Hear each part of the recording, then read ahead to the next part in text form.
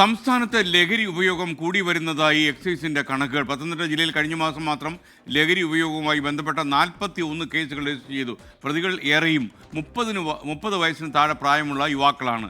V Jaishankar ചേരുന്നു നമുക്കൊപ്പം പത്തനംതിട്ടയിൽ നിന്ന്. ജയശങ്കർ, ഈ ചെറുപ്പക്കാരെയാണ് കൂടുതലും പിടിക്കുന്നത്, പറഞ്ഞോളൂ.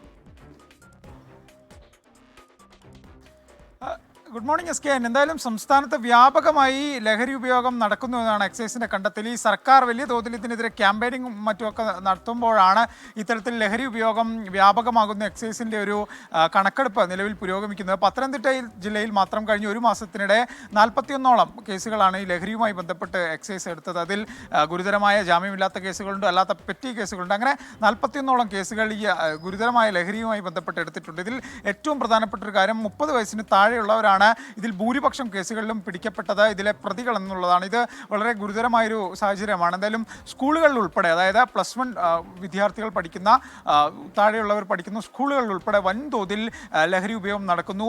ഈ പത്തനംതിട്ടയിൽ തന്നെ ചില കേസുകളിൽ ഏറ്റവും ഒടുവിലുണ്ടായ ചില സംഭവങ്ങളിലൊക്കെ മദ്യപിച്ചാണ് കുട്ടികൾ തമ്മിൽ സംഘർഷമുണ്ടായത് ഉൾപ്പെടെയുള്ള വിവരങ്ങൾ എക്സൈസ് എന്തായാലും പങ്കുവയ്ക്കുന്നുണ്ട്. എന്തായാലും വലിയ തോതിൽ എക്സൈസ് തന്നെ ക്യാമ്പയിൻ ഇതുമായി ബന്ധപ്പെട്ട് നടത്താനാണ് ആലോചന. നിലവിൽ ക്യാമ്പയിനുകളുണ്ട്. അതിന് പുറമെ ക്യാമ്പയിനിങ്ങും ഒപ്പം തന്നെ ഇതുമായി ബന്ധപ്പെട്ട പരിശോധനകളും വർദ്ധിപ്പിക്കുമെന്നാണ് എക്സൈസ് പറയുന്നത്. ഈ പത്തനംതിട്ടയിൽ 41 ആണെങ്കിൽ സംസ്ഥാന വ്യാപകമായി വിവിധ ജില്ലകളിൽ സമാനമായ രീതിയിലുള്ള കേസുകൾ ഉണ്ടെന്നാണ് എക്സൈസ് പറയുന്നത്. എന്തായാലും ഇതിൻ്റെ എല്ലാം തന്നെ വിവരങ്ങൾ നിലവിൽ ക്രോഡീകരിച്ചു വരികയാണ്. ഈ അന്തിമ കണക്ക് വരുമ്പോൾ ഇത് വലിയ തോതിൽ ഉയരാനുള്ള ഒരു സാധ്യതയുണ്ട്. ഈ എക്സൈസിനും ഇതിൽ ചെറിയ തോതിലുള്ള പരിമിതികളുണ്ട്. കാരണം അംഗസംഖ്യകൾ ഉൾപ്പെടെ വലിയ പരിമിതി എക്സൈസ് നേരിടുന്നുണ്ട്. അപ്പോഴും ഇതിനെതിരെയുള്ള ശക്തമായ നടപടികളുമായി മുന്നോട്ട് പോകാനാണ് എക്സൈസിൻ്റെ ഒരു തീരുമാനം. S K.